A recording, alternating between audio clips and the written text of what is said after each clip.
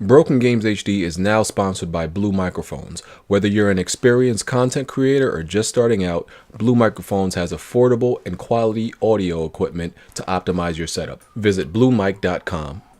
Alright, what's going on everybody? So it's the end of the year and I thought it was time that I did a video for my top 10 most anticipated games for 2016. So keep in mind, and this goes without saying, but unfortunately I have to say this, just because a game may not show up on my top 10 list does not mean I am not looking forward to it. There are many games that are not on this list that I am definitely excited and hyped for. Keep in mind also, this game will only include games that are actually confirmed and have like trailers out, at least some CGI trailers or gameplay trailers, because there are some games that we definitely know are coming out in 2016. They've been confirmed on paper, but we haven't actually seen anything, but we know they're coming, so those are not going to be on this list. And this list might actually surprise you, so let's get right into it. So number 10 is the Division. Yes, the Division. Now, my anticipation and my interest in the Division has plummeted, right? Last year, I actually did my anticipated games for 2015, and the Division was number 1. It got delayed into 2016, and due to just how Ubisoft, I feel, has mismanaged it, my interest in the game has plummeted for that reason, right? So it went from being my most anticipated, my number 1 most anticipated game for 2015, got delayed, 2016 coming, and now it's at number 10. So that shows you how much I have interest in the game, but it's nowhere near how it used to be. I feel pretty indifferent about the game at this point, but I am a huge fan of third-person shooters, and we still don't have a great grasp of how this game is going to play. It's supposed to be more of an RPG than a shooter, but I guess an RPG third-person shooter hybrid. So still, looking forward to at least finally checking it out in 2016, even though I think it's going to get delayed again. I think it's going to stay in 2016, but going to get delayed out of March. So number 10 is The Division. Number 9 is Dishonored 2. I absolutely loved the first Dishonored. I think it was one of the greatest new IPs. It was one of the few new IPs to come out that year, and I've just been waiting for a sequel. I love the gameplay, I love the stealth element, I love how the decisions you made, whether lethal or non-lethal, actually affected the ending. I love the superpowers in the game. It was just a really smooth, fresh experience for me. So The Division is number 9. Number 8 is Quantum Break. I love the concept of Quantum Break. I love pretty much all Remedy games. In my opinion, Remedy has never made a bad game. Remedy has never really made a game that I've not been interested in. Pretty much every game they've made, I've liked or have had interest in them. So Quantum Break looks to have a very interesting narrative.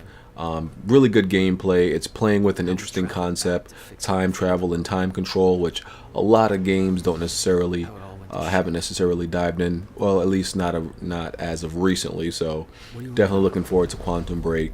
I think it's coming out in April. So Quantum Break is number 8. Next is Mirror's Edge. Mirror's Edge is pretty much one of the only games in the industry currently that is a parkour game at the core. I think it's the only parkour game. The closest thing to Mirror's Edge is Dying Light, but Mirror's Edge is definitely just it's a rare breed. It's a rare gem. It's practically in its own genre, and it's the best to do it. It's one of the very few to do it, and it's just real smooth gameplay, a really pretty game. I just love how they just play with colors, and the whole environments are just vibrant in the game. It actually has an interesting story, so definitely looking forward to Mirror's Edge. Mirror's Edge is coming in at number 7. Number 6 is Cuphead. Cuphead looks like it's going to be a really fun game. They announced it at this this year's E3, right? I think that's the first time we saw it, and I love the concept. You know, reminds me of Contra. I like the art style, old school 1940s. I think it's 1940s type of art style, how cartoons were drawn then, and it's just so original. It's so innovative. I don't think we've ever seen anything with that art style brought to gaming, right? It just shows you that there are new things to explore and new concepts. That's more of an art style type innovative thing and concept, not necessarily gameplay. We've seen this type of gameplay before, but the art style just makes it feel like almost like a whole new genre. And the game is said to be really challenging, really hard. I'm definitely looking forward to it. You know, it has co-op, so it's definitely going to be fun to play with a friend and just go through all the challenges of this Contra style 2D game. So I'm looking forward to Cuphead. Yes, Cuphead is number 6. So let's get to number 5. So number 5 is Uncharted 4. And some of you may be a little bit surprised that Uncharted 4 is at that position on the list. I'm sure y'all expected it to be in the top 3. Put simply, the reason why Uncharted is not in the top 3 is because I know what I'm getting with Uncharted 4 already. Am I looking forward to it still? Yeah, but we've played a lot of Uncharted already, 3 games. So we're already very familiar with this. It's not there. Of course, there's going to be a few new things in the game, but it's still at the core, at the DNA, the structure. It's still going to be Uncharted, which we've had plenty of that already. So, you know, I'm not mostly anticipating a game where I've had such a deep experience with it already. So, you know, that's why it's at number 5. But definitely looking forward to Uncharted single player, multiplayer. Y'all know I'm a huge, Uncharted fan. I'm passionate about the series. But it's coming in at number 5. Number 4. So I know y'all are really excited to see what beat out Uncharted 4 on the list. So number 4 is Mafia 3. Mafia 3 was announced, and I giggled like a little Catholic schoolgirl because I absolutely loved the world of Mafia 2. I feel like it was a very underrated game, little bit underappreciated. The gameplay mechanics needed to be a little bit tighter. They needed work, but the story was definitely riveting. It was compelling. And some of the characters in Mafia 2, you get to see them when they're older. I hope in Mafia 3 you get some answers and, you know, some loose ends finally tied up, and especially with Vito and his story, and Joe, I believe it was. So and you know, I love the gameplay. I love that. Yes, I do love that it's a new take and exploration into this black, biracial character who has a war background, and you know, he's going to war with the mafia, and you know, it just seems so complex and a deeply layered story, and it seems to be, you know, a different take on it, and I'm just really interested in just really loving the concept. So I want to see how well that game does. I'm definitely looking forward to getting my hands on it. So we're getting into the top 3.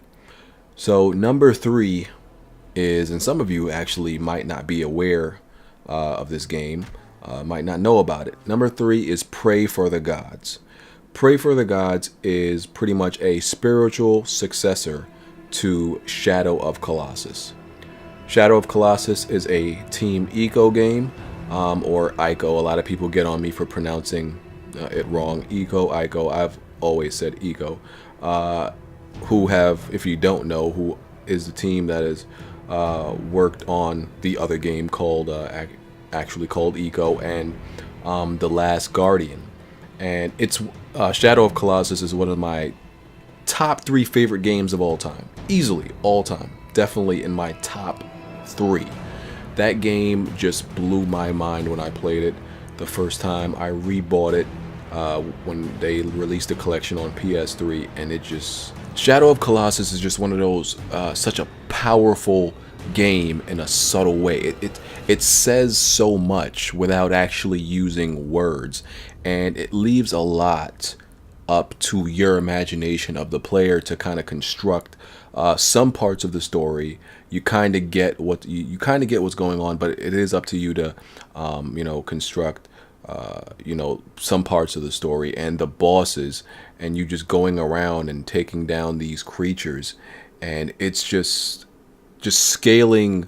I don't know how tall these creatures are. Just scaling the creatures just gives you this huge sense of danger and adventure and challenge. It's one of the reasons I love Bloodborne so much, is because it almost gives me that feel of Shadow of the Colossus.